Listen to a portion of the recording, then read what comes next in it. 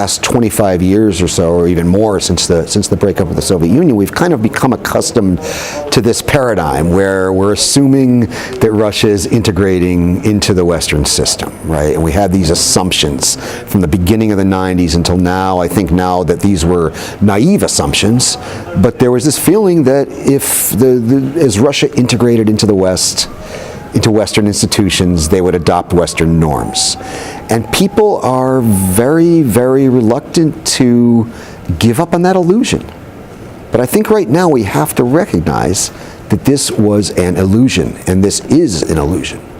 And that Russia doesn't want to, we thought if we let Russia in the clubhouse, they'd behave according to the rules of the club. Instead, they're trying to burn the clubhouse down. Right? So I think we have to start thinking about kicking them out of the clubhouse. Sooner or later, we're going to have to wake up because our security is at risk right now. And it's not just Ukraine. When I said on the panel today that we are all Ukrainians, I didn't just say that to get an applause line because I'm sitting here in Kyiv. I said it because I believe it. This fight that is going on in Ukraine is also going on in the West right now. There are certainly people who see what's going on in the Sea of Azov as a very serious threat.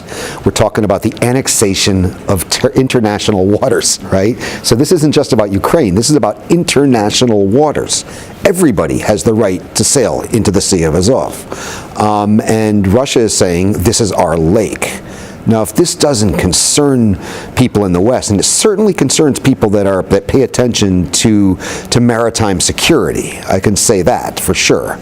But I think that this is going to, I think slowly but surely this is beginning to take hold. But until we challenge it, until Russia's annexation of the Sea of Azov, and I think we have to keep repeating, because that's what's happening. They are annexing a body of water. They're turning it into their lake. And if we allow this to happen, if we don't challenge it, then it's going to become a fait accompli, just like Crimea was. Now, this doesn't necessarily mean we have to sail a U.S. battleship into the Sea of Azov. We can shift this battle to areas where we have hegemony, right?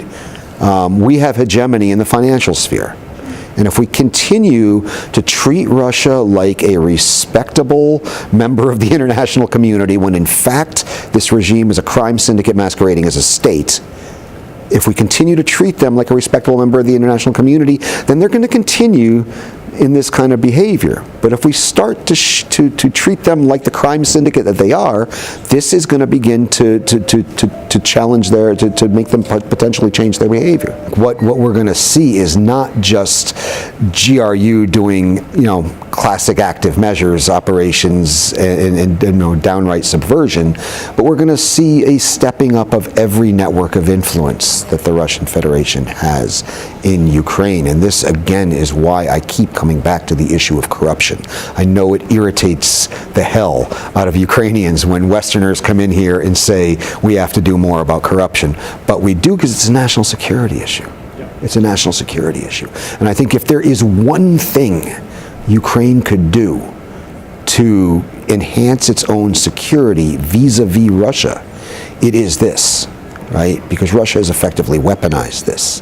This is the spreading, as I talked on the panel, about the spreading of Systema, the spreading of this system of patronage and patron-client relationships and kleptocracy that permeated the entire Soviet space, right?